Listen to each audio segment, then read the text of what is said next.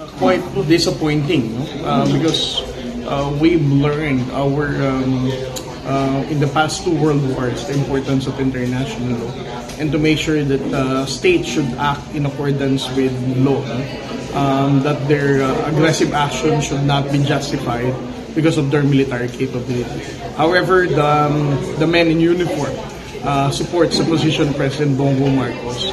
Will recognize and appreciate his effort of exposing these aggressive actions of the People's Republic of China, because it allowed the Filipino people to understand what we're fighting and our sacrifices, and also for the international community to condemn and criticize China's unlawful activities in the West Philippine Sea.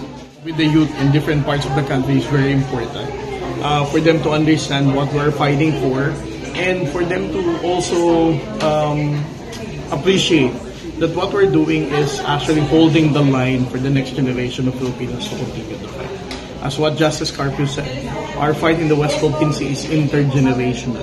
It will not end in our lifetime. So we have to make sure that our youth today are properly equipped with the right knowledge and information, because in the near future, they'll be the one to take the responsibility in leading our country and supporting our fight in the West Philippines.